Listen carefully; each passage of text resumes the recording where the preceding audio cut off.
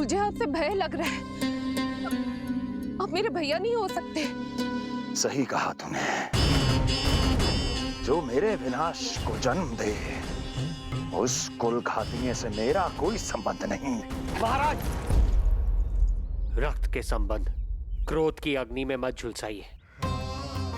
जिस बहन को आपने बचपन से आज तक इतना प्रेम दिया, क्या वो आपके विरुद्ध किसी षड्यंत्र में सहायक हो सकती है? भला हमारी संतान आपका विनाश क्यों करेगी? अपनी नवविवाहित बहन पर कृपा कीजिए महाराज। अपने पुरुषार्थ से आपने कितने असुरों को युद्ध में पराजित किया है। आज वो सब दरबारी बनकर आपकी सेवा करते हैं।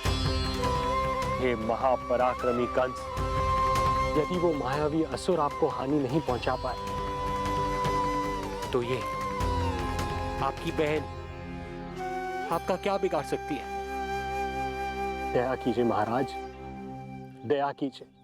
आप बीच में मत पड़िए कुंवर जी। सुना नहीं क्या? इसकी 8वीं संतान मेरा वध करेगी। जब मां ही नहीं बचेगी,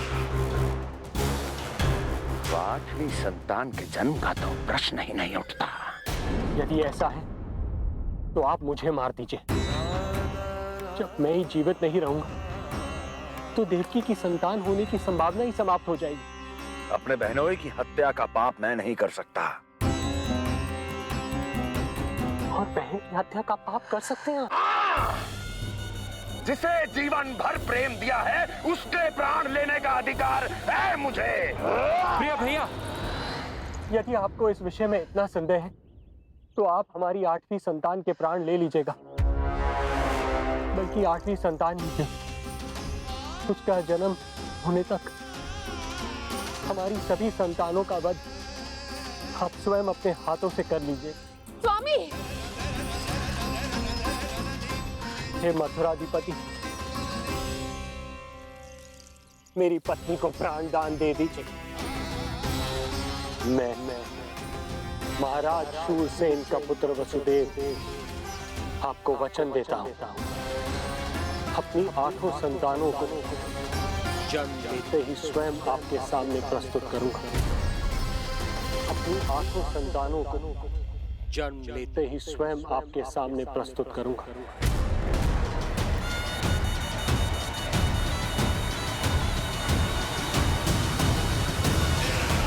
बधाई हो कुंवर जी। अपनी पत्नी के प्राण बचाने में आप सफल हुए, किंतु आपकी संतानें इतनी भाग्यशाली नहीं होंगी। वचन स्मरण रहे।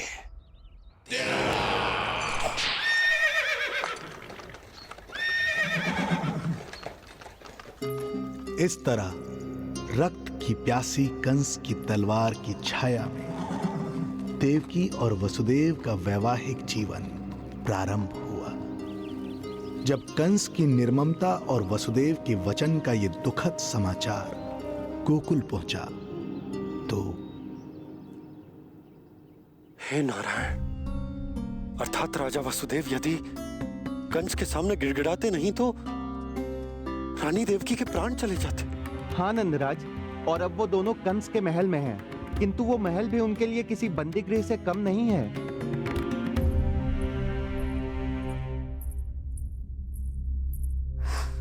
एक भाई अपनी बहन के साथ ऐसा करने की सोच भी कैसे सकता है? मेरा बस चले तो उस दुष्ट कंस को मटके में डाल के घोट के रख दूं, जैसे मलाई घोट के माखन निकाला जाता है।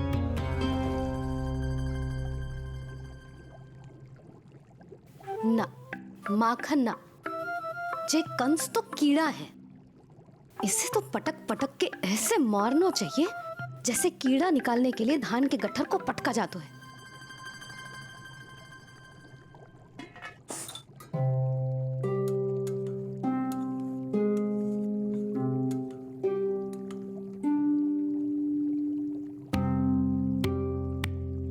किंतु जब रोहिणी जिज्जी को पता चलेगा तो वो तो अपने आप को ही दोष देंगे, क्योंकि बालक ना होने के कारण उन्होंने ही वसुदेव जी को राजकुमारी देवकी के साथ दूसरा विवाह करने पर विवश किया था। हे ईश्वर, जिस सुख के लिए रोहिणी जिज्जी ने पत्नी जीवन का सबसे बड़ा त्याग किया था, जब उन्हें पता चलेगा कि वही सुख उस क्रूर कंस ने छीन के मटिया मेट कर दिया है, तो कितना कष्ट पहुंचेगा।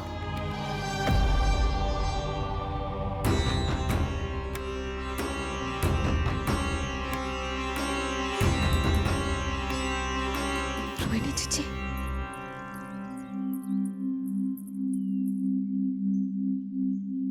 गोप नरेश, कृपया मुझे अपने भैया के पास ले चलिए। संकट के समय मुझे उनके साथ होना चाहिए। किंतु भाभी, पता चलो है वसुदेव भैया और देवकी भाभी कंस के महल में कड़े पहरे में रखे गए। पति पत्नी एक दूसरे का संबल होते हैं। कंस का पहरा कितना भी कष्टदायक क्यों ना हो, इस समय उन्हें और बहन देवकी को मेरी आवश्यकता है।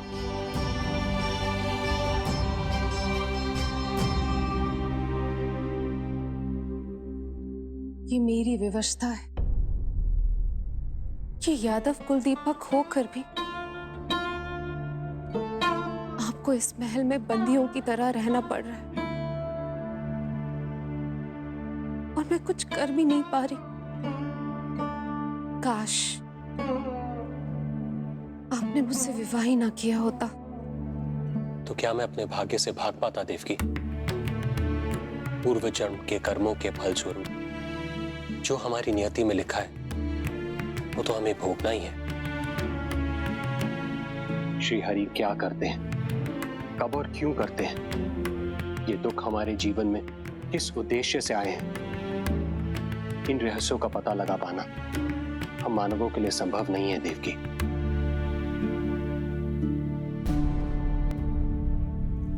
तो फिर चलिए यहां से भाग चलते हैं, कहीं ऐसे स्थान पर जहां भैया की छाया भी हम पर ना पड़ सके। नहीं प्रिय, कंस के गुप्तचरों की दृष्टि हम पर अवश्य होगी, और मैं ऐसा कोई कार्य नहीं कर सकता जिससे तुम्हारे जीवन पर कोई संकट आए। और मैंने उन्हें अपनी सभी संतानों को सौंपने का वचन भी दिया है। अपना वचन मेरे लिए प्राणों से भी अधिक महत्वपूर्ण है देवकी।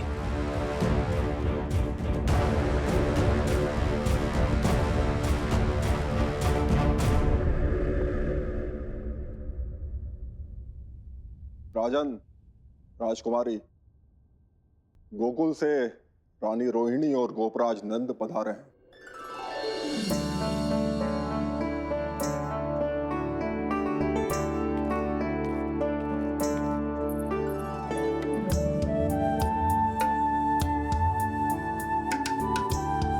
स्वामी,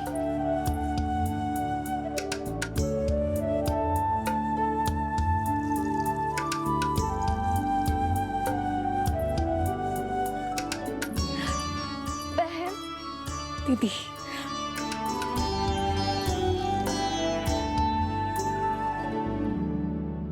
भाई नंद, जो आप हमारे लिए कर रहे हैं उसके लिए धन्यवाद शब्द बहुत छोटा है। मैं अपने भाग्य को स्वीकार कर चुका हूं। यदि यही श्री नारायण की इच्छा है तो यही सही।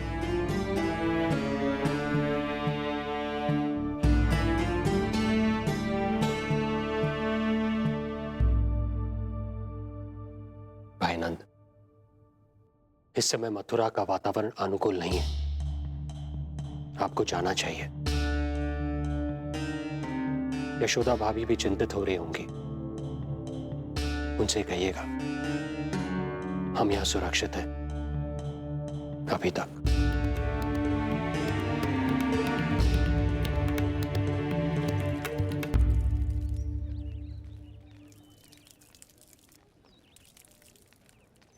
वसुदेव भैया का भाग्य पर भरोसा दिख, वे अपनी संतानों को कंस को अवश्य सौंपेंगे। हे ईश्वर, इतना कठोर वचन, जब इसे निभाने का कठिन समय आएगा तो कैसा अनुभव करेंगे वे? उनका हृदय तो चकनाचूर हो जाएगा।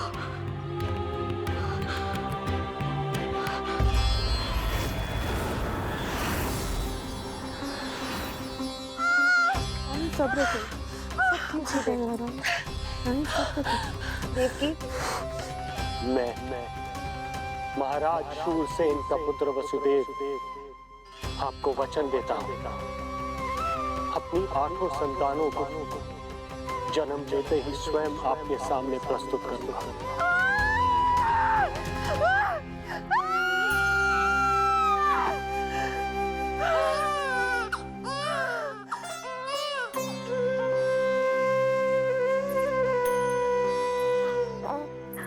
बधाई हो स्वामी, आपको पुत्र रत्न प्राप्त हुआ है।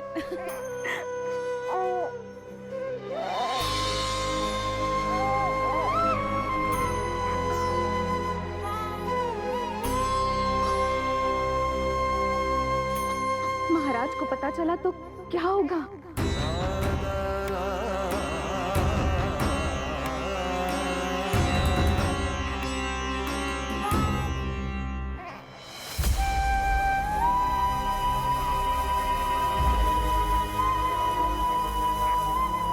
अपने पुत्र को इन हाथों में थामना। कितने वर्षों से इस पल की प्रतीक्षा कर रहा था मैं, और आज जब यह पल आया है, मेरी आंखों में दुख के आंसू हैं। एक पिता जब प्रथम बार अपनी संतान को गोद में उठाता है तो सबसे पहले यह सोचता है कि उसे क्या नाम दूं, उसका सुनहरा भविष्य कैसे सुनिश्चित करे। किंतु मैं वो भाग्यहीन पिता हूं जो अपने पुत्र का भविष्य मृत्यु के अंधकार में डुबोने जा रहा है। मैं इसे नाम देकर क्या करूंगा?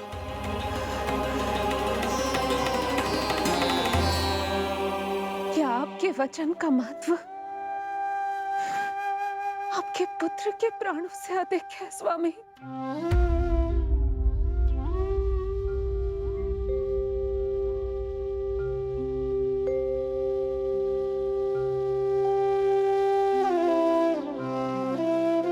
श्री नारायण का दूसरा नाम सत्य होता है देवकी। तुम ही कहो,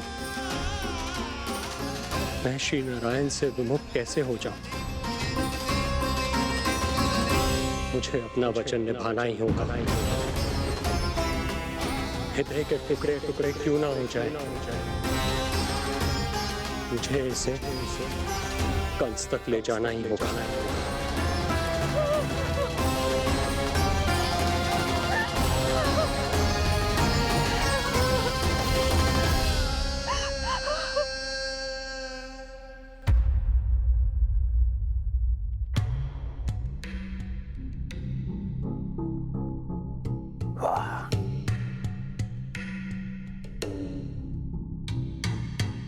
इतना स्वादिष्ट भोजन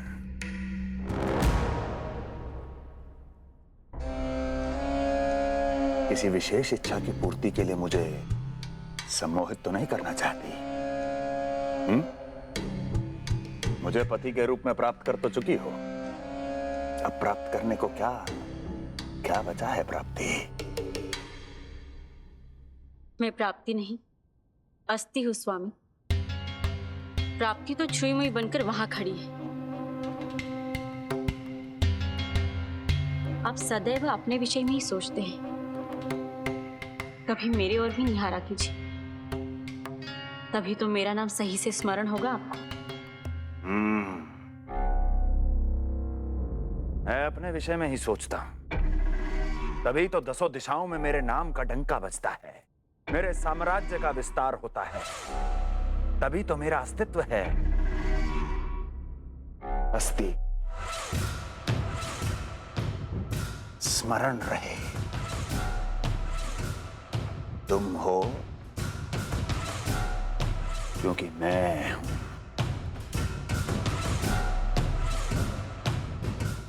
वन में यदि सिंह न हो तो उसके आश्रिति पर गीदड़ भी आक्रमण कर देते हैं।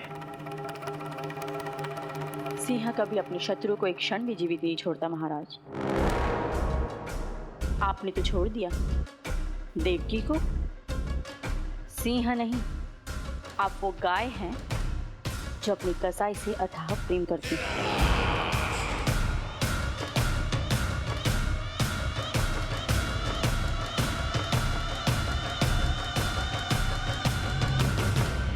सभी संतानों को जन्म लेते ही मेरे पास लेकर आएगा,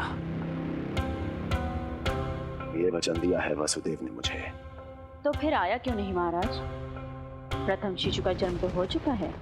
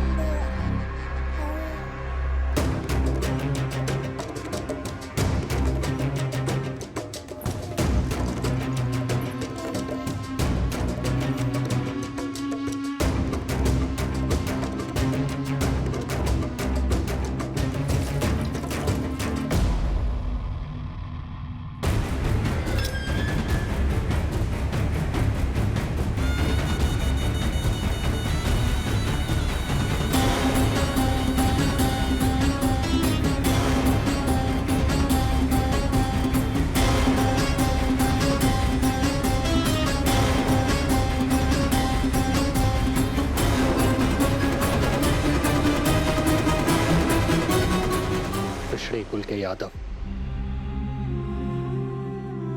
अपना वचन मिथ्या नहीं होने देते महाराज।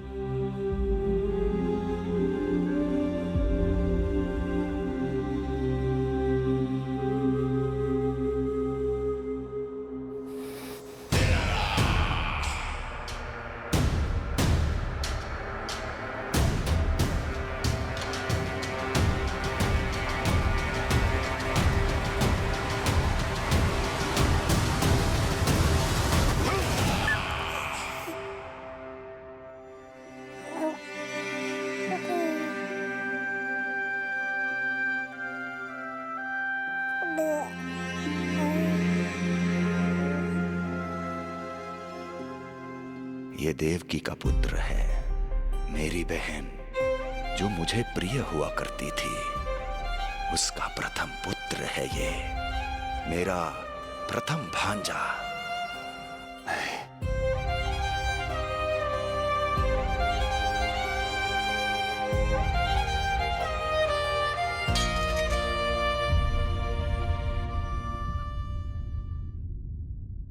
इसे वापस ले जाइए कुंवर जी।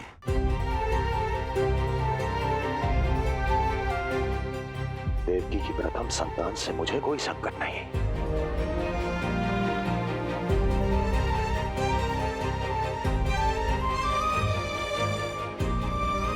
और आपको क्या लगता है कुंवर जी कि मैं कोई राक्षस हूं क्या?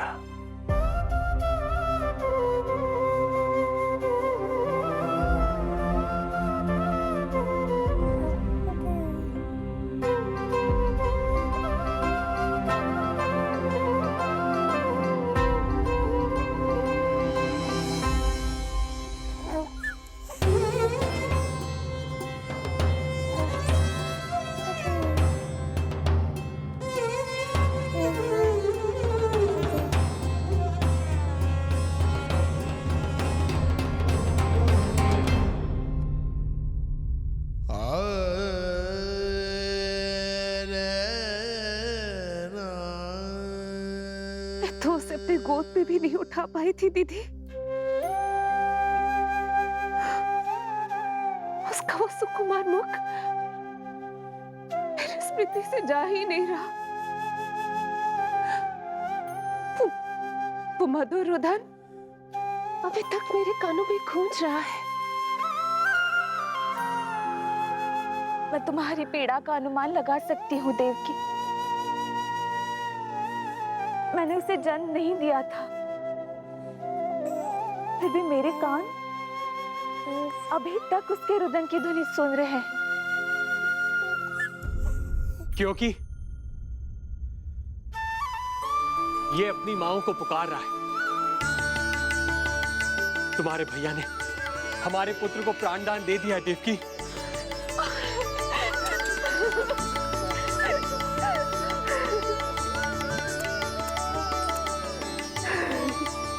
स्वामी, अब अपने पुत्र का नामकरण कीजिए।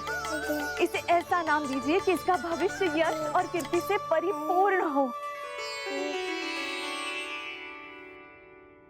कीर्तिमान, कीर्तिमान होगा इसका नाम।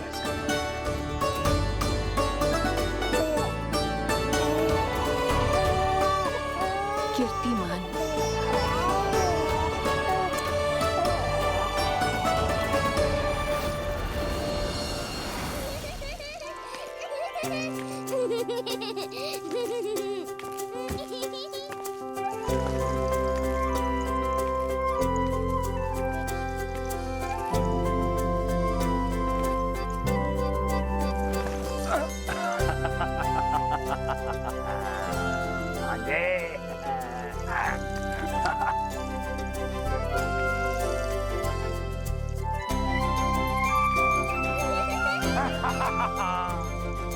भांजे भांजे, मामा से बचना असंभव है।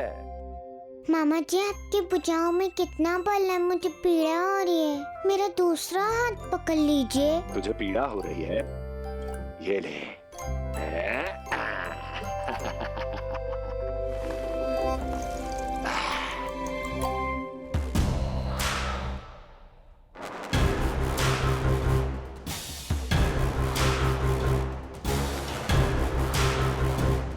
नारायण नारायण। मामा जी मूर्ख बन गए, मामा जी मूर्ख बन गए, मामा जी मूर्ख बन गए। इतना दुस्साहस! जा खेल। अब मामा जो है देवर्षि के साथ मंत्रणा करेंगे। जा खेल। क्योंकि अत्यंत महत्वपूर्ण ना हो तो देवर्षि हमारे द्वार पर आने का कष्ट नहीं उठाएंगे। कहिए देवर्षि, कैसे आना हुआ? मैं तो बस आपको ये अद्भुत कमल पुष्प भेंट करने आया था महाराज। इसे देखते ही मुझे आपका स्मरण हुआ था। मानो ये मुझे पुकार कर कह रहा हो, मुझे महाराज कंस के पास ले चलिए। इसमें तो कुछ भी विशेष नहीं है देवर्षि। इसमें 8 पंखुड़ियां हैं महाराज, और 8वीं पंखुड़ी सबसे विशेष है। यदि विश्वास न हो तो आप स्वयं गिनकर देख लीजिए। आप मेरा उपहास कर रहे हैं देवर्षि। आप गिनिए तो सही महाराज। 1 2 3 4 5 6 7 8। क्या आप निश्चित रूप से कह सकते हैं कि यही 8वीं पंखुड़ी है? विचार कीजिए महाराज। क्या आप बिना किसी शंका के कह सकते हैं कि कौन सी पंखुड़ी पहली है और कौन सी 8वीं? क्या आप पूर्ण विश्वास के साथ कह सकते हैं कि कौन प्रथम है और कौन अंतिम? फिर चाहे वो पंखुड़ी हो या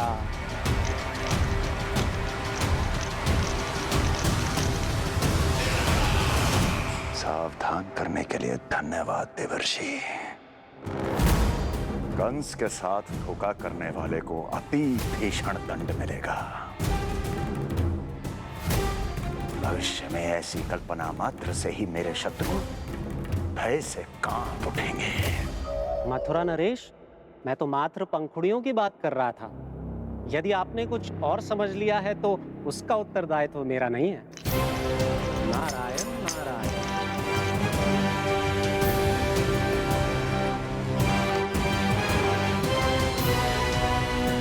विचार कीजिए महाराज। क्या आप बिना किसी शंका के कह सकते हैं कि कौन सी पंखुड़ी पहली है और कौन सी 8वीं? क्या आप पूर्ण विश्वास के साथ कह सकते हैं कि कौन प्रथम है और कौन अंतिम? फिर चाहे वो पंखुड़ी हो या... मामा जी मूर्ख बन गए, मामा जी मूर्ख बन गए, मामा जी मूर्ख बन गए, मामा जी मूर्ख बन गए।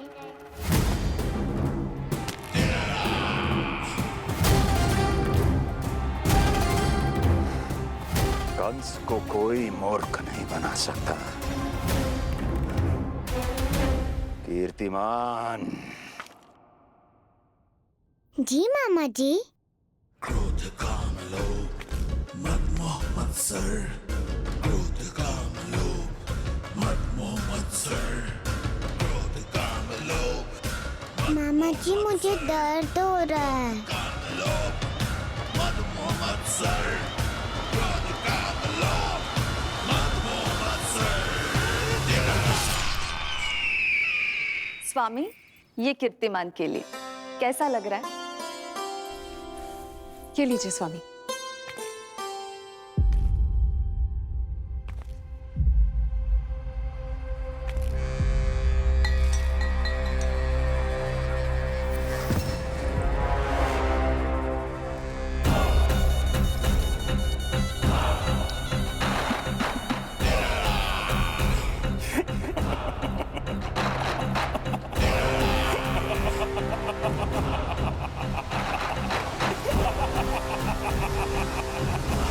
नेत्रों के सामने अपनी संतान की हत्या होते हुए देखना कितना पीड़ादायक रहा होगा ये दृश्य। किंतु प्रभु, यदि देवर्षि नारद कंस के हृदय में संदेह का बीज न बोते तो कंस ऐसा कभी नहीं करता। तो फिर उसे उकसाए क्यों देवर्षि ने? आप भूल गए देवराज, समस्त संसार में जो भी होता है मेरी इच्छा अनुसार ही होता है। यही प्रश्न नारद ने भी मुझसे पूछा था।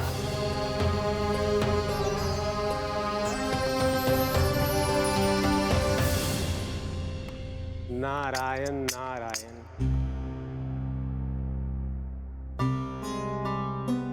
छोटे से बालक की इतनी निर्मम हत्या और माध्यम बना मैं। प्रभु, ये कैसी लीला है आपकी? अभी तो देवकी की 5 और संतानों की हत्या होना शेष है नारद। अब से कंस शिशुओं के जन्म लेते ही उनकी हत्या कर देगा। यदि जन्म के तुरंत बाद ही मृत्यु होनी है तो जन्म का लाभ ही क्या है प्रभु? यही विधि का विधान है नारद।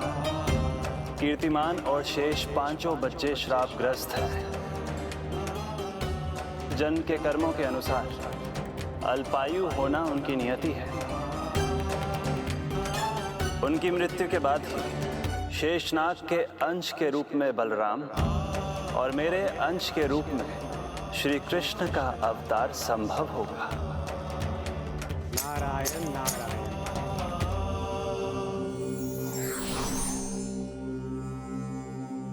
देवकी के पुत्र एक के बाद एक जन्म लेते रहे और उनकी हत्या कर कंस अपने पापों की संख्या में वृद्धि करता रहा। नहीं! मत मारो! मेरा पुत्र! मेरा पुत्र!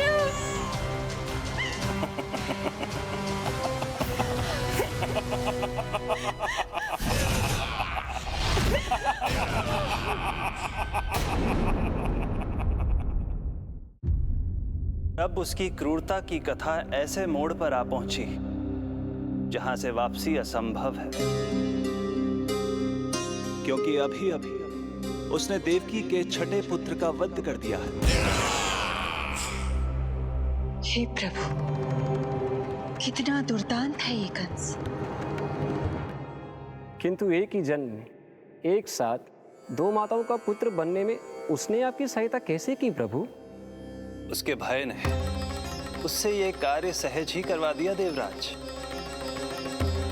जन्म लेते ही माता देवकी के सभी पुत्रों की हत्या कर उसने मुझे विवश कर दिया है। अब जीवित रहने के लिए मेरे अवतार को माता देवकी की कोख से जन्म लेने के तुरंत बाद मैया यशोदा के पास गोकुल जाना ही होगा। और इस प्रकार कंस के कारण एक ही जन्म में दो माताओं का पुत्र बनने का आपका वचन सत्य सिद्ध होगा। आपकी लीला अपरंपार है प्रभु। आप सब अब निश्चिंत होकर जाइए। मेरे अवतार के जन्म होने की घड़ी अब निकट ही है। हम धन्य हुए प्रभु। हम धन्य हुए प्रभु।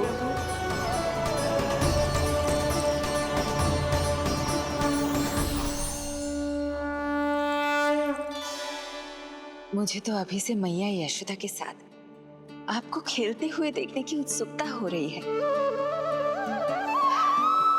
उनकी प्रवृत्ति कितनी निराली है। क्रोध ना करूं तो क्या करूं? देखिए इसकी सतानी, फिर चला गया सुलक्षणा के बगीचे में फूल खाने। और आपको तो पता है ना सुलक्षणा का, इतनी सी त्रुटि हो जाए पूरे गांव में बखान करने में कोई कमी ना रखती। और जे की अरे जब ग्वालिनों को पता चलेगा तो क्या कहेंगी? यही ना कि जसोदा अपने बच्चे को खाना ना देती, भूखा रखे है। सुनो जी, मैं तो कहती हूँ अब ब्याह करा देते इसका। अब वो ही ध्यान रखेगी इसका। केवल पत्नी सुधार सकती है तुझे।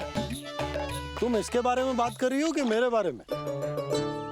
नहीं, वैसे सारे गोकुल वाले यही कहते हैं कि हमारे घर पर तुम्हारा ही राज चलता है। हे नारायण, ये परिहास की बात है क्या? मैं इतना दबा के रखती हूँ क्या आपको? यशोदा, हास की बात थी। रामू के कारण मुंह से निकल गई। तुझसे तो मैं बात ही ना करूंगी। कर अपने मन की।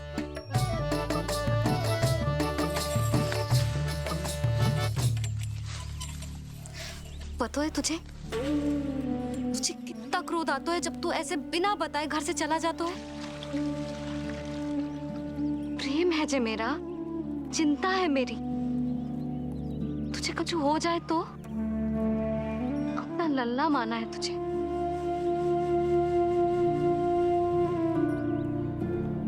मेरे भाग्य में तो मां बनना लिखो ही ना है।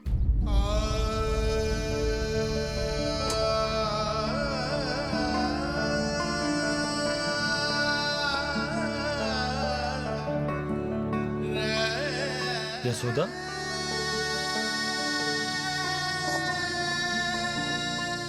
आपको पता है, जब मैं छोटी थी इसके जैसी चंचल थी। गांव वाले कहते थे एक बार बड़ी हो जाएगी अपने आप ठहराव आ जाएगा। ना आयो। फिर बड़े बूढ़े कहने लगे चिंता की कछु बात ना है, एक बार शादी हो जाएगी सब ठीक हो जाएगा। ना हुआ। फिर सबन ने कही एक बार बालक हो जाने दो, गोद भर जाएगी अपने आप परिपक्व हो जाएगी। पर गोद तो भरी ना मेरी। बालक तो हुआ ही ना। उस पर जब जे भी भाग जाता है तो मुझे रह रह के यही स्मरण होता है कि कमी मुझ में ही है। मैं ही किसी बात का ध्यान न रख पाती। संभव है यही कारण से नारायण ने बालक ना दियो मुझे। यदि देते तो बहुत बुरी मैया बनती मैं। यशोदा, क्या होगा तुम्हें? कहाँ की बात कहाँ लेकर जा रही हो तुम?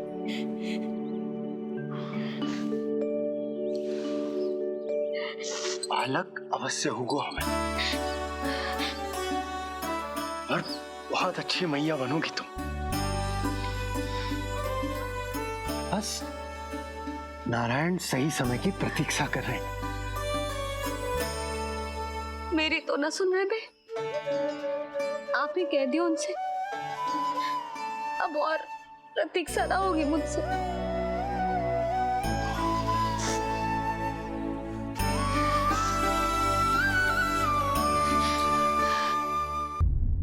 प्रतीक्षा तो अब मुझसे भी नहीं हो रही मैया। तो फिर मैया की इच्छा पूरी कीजिए प्रभु। जिस क्षण की प्रतीक्षा मुझे इतने वर्षों से थी, बस अब वो निकट है। किंतु प्रभु, आपको तो माता देवकी का 8वां पुत्र बनकर जन्म लेना है, तो फिर 7वां पुत्र? धीरज रखिए, धीरज। आपको तो ज्ञात ही है, मेरे यहाँ देर है, अंधेर नहीं। मैं यहाँ तुम दोनों पर आश्रित हूँ यशोदा। भोजन, सुरक्षा, परिवार का अपनापन सब कुछ दिया है तुमने मुझे, किंतु मेरा दुख मुझे एक क्षण भी चैन लेने नहीं देता। मेरे स्वामी और बहन देवकी कितने ही वर्षों से कंस की काल कोठरी में बंदी है। दिन रात नियति के श्राप को सहन करने के अतिरिक्त और कोई उपाय नहीं है उनके पास। ऐसे में मैं सुख की सांस कैसे लूं? कीर्तिमान की हत्या के बाद मेरी सुरक्षा के लिए मेरे स्वामी ने मुझे यहाँ भिजवा दिया, चुपचाप। किंतु मेरा हृदय तो वही छूट गया यशोदा। इससे तो अच्छा होता कि मैं भी उसी कारागार में होती, मेरे स्वामी और बहन देवकी का दुख तो साझा कर पाती। अपनी 6 संतानों को कंस के हाथों मृत्यु के गोद में जाते देखा है उन्होंने। अब तो मुझे उस क्षण की कल्पना से भी डर लगने लगा है, जब देवकी अपने 7वें पुत्र को अपने गर्भ में धारण करेगी। भय से भविष्य नहीं टलता, होनी होकर ही रहती है। समय बीता और देवकी के गर्भ में 7वें पुत्र का आगमन हुआ। क्या इसका भी भविष्य वही होगा जिसके भाइयों का हुआ था? इस बंदी गृह की दीवारें, प्रत्येक ईंट, प्रत्येक पत्थर, यहां तक कि यहां की वायु में उस कंस की बंदी है। अब तक तो उसे सूचना भी मिल चुकी होगी। वो निर्दयी, क्रूर प्रतीक्षा कर रहा होगा कि कब तुम्हें प्रसव हो और कब उसकी तलवार हमारे नन्हे शिशु, हमारी 7वीं संतान का रक्त पिए।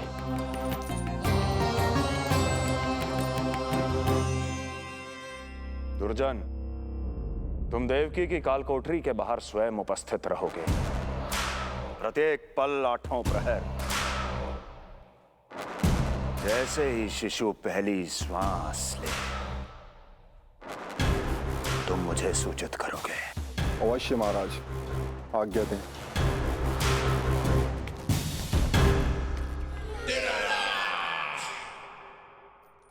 कुछ कीजिए स्वामी, कुछ कीजिए। मैं नहीं चाहती कि ये अपनी प्रथम श्वास इस बंदी गृह में ले।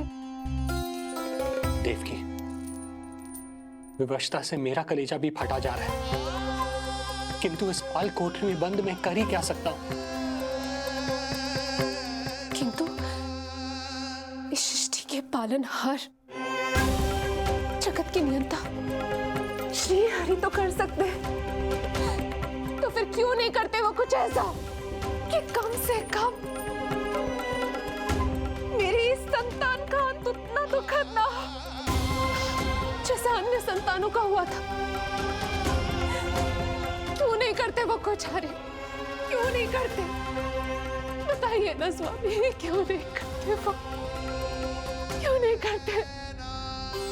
जो देवी भविष्य में मेरी मां बनने वाली है, उनकी करुणा भरी पुकार को मैं व्यर्थ कैसे जाने दे सकता हूं? कंस के राक्षस तत्व के अंत के लिए ऐसी माया की आवश्यकता है जो मेरी लीलाओं को क्रियान्वित भी कर दे और उसे भनक भी ना पड़े।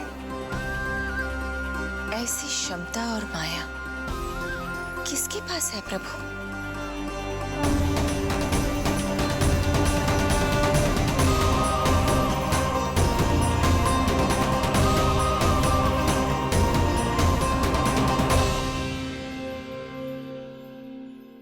ओम नमो आकर्षणी ज्वाला मालिनी, ओम नमो भगवती क्लेशनाशिनी।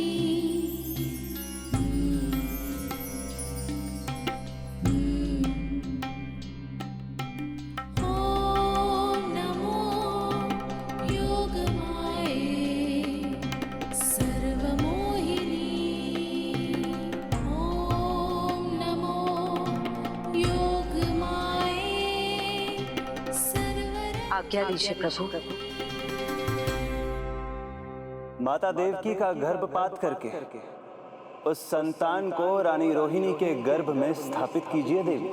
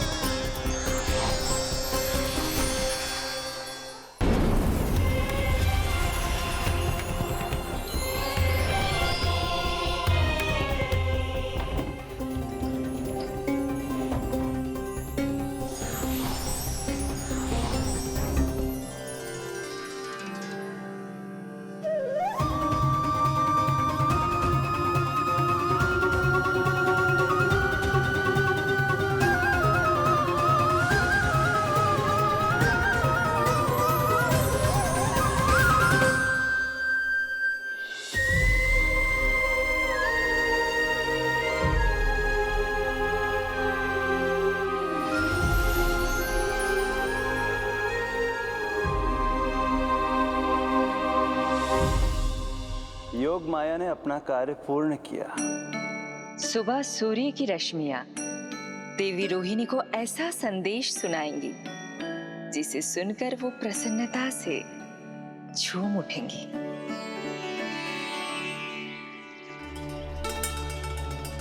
यादव कुल के नए राजकुमार के आगमन पर बहुत बहुत शुभकामनाएं रानी।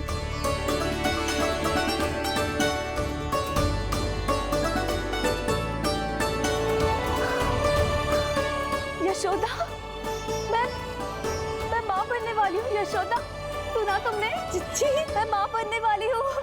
मैं माँ बनने वाली हूँ यशोदा। मैं अरे संभाल के जीजी चिकार कर रही हो।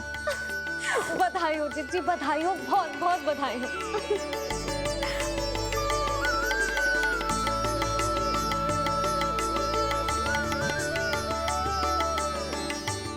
विधि का विधान भी विचित्र होता है। रोहिणी, जिनका ये पुत्र नहीं है वो प्रसन्न है, किंतु देवकी जिनका ये पुत्र है वो व्याकुल है।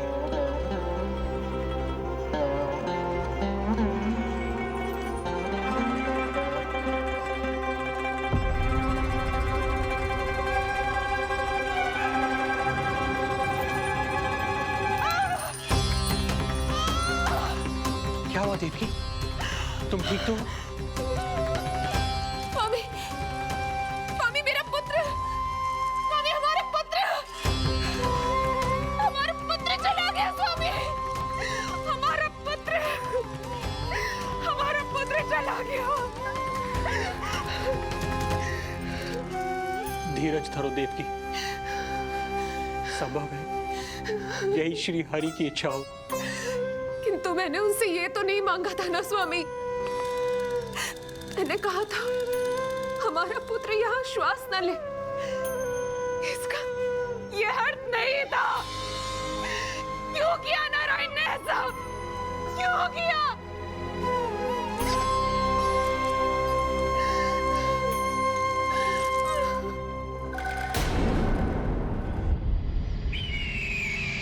तो ये सत्य है महाराज, राजकुमारी देवकी का गर्भपात हो गया है। बच गया वो शिशु।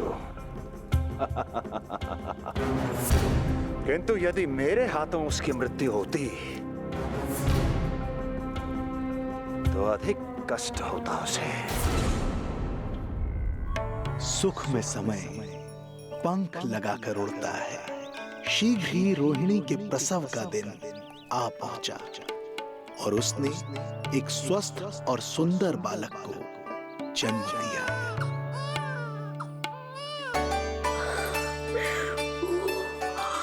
लो जिज्जी, संभालो अपने लल्ला को, जी भर के निहार लो इसे।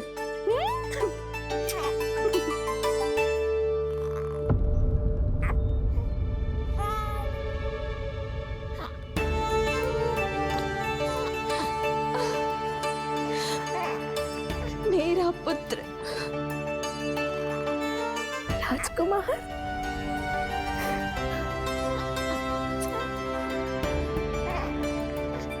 अच्छा जीजी, मैं तनिक इनको भी सूचना देकर आती हूँ। वसुदेव भैया तक भी तुझे शुभ समाचार पहुंचाना है। राजकुमार कौन है? हाँ, गोकुल का राजकुमार है। हाँ गोकुल का राजकुमार है मेरा बच्चा। बल तो इतना है कि पूछो ही मत आप। एक बार उंगली पकड़ लेना तो उसके बाद छुड़ाना अत्यंत कठिन हो जाता है। और दृष्टि ऐसी कि एक बार में मन मोह ले। भगवान श्री राम की भांति सबको प्रसन्न रखता है। बस तो फिर उसका नाम बल राम रखना। तो फिर उसका नाम बल राम रखना। देवकी, बधाई हो, तुम छोटी मां बन गई। भैया, आप दोनों कछु चिंता ना करियो। बलराम का लालन पालन मेरा उत्तरदायित्व है। उसे कछु कमी ना होने दूंगा मैं।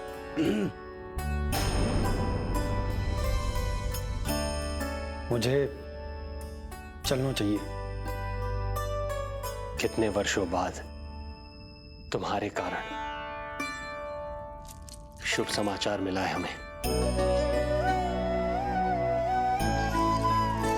श्री नारायण हमेशा तुम पर कृपा बनाए रखे।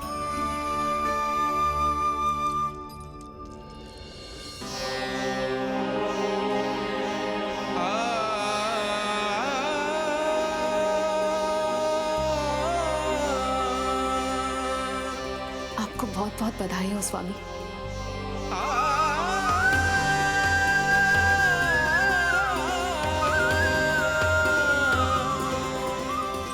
देवकी, क्या हुआ?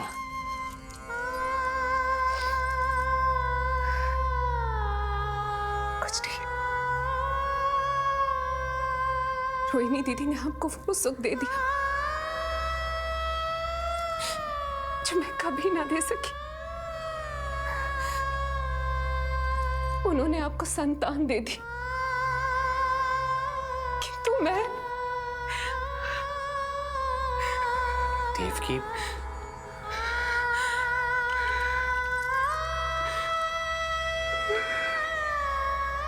इस समय जो व्यथा माता देवकी की है, वही पीड़ा माता यशोदा की भी है।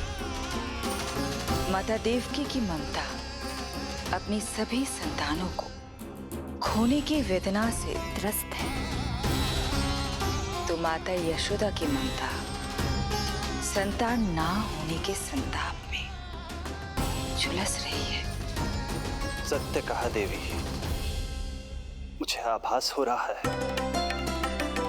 मैया यशोदा का हृदय मुझे अपनी गोद में खिलाने के लिए कितना व्याकुल है। सच्ची श्रीहरि, सच्ची में प्रसन्न हूं मैं कि आपके आशीर्वाद से रोहिणी जीजी को इतना प्यारा लल्ला हुआ है। पर मुझसे क्या त्रुटि हुई नारायण? मुझे क्यों न दियो आपने लल्ला?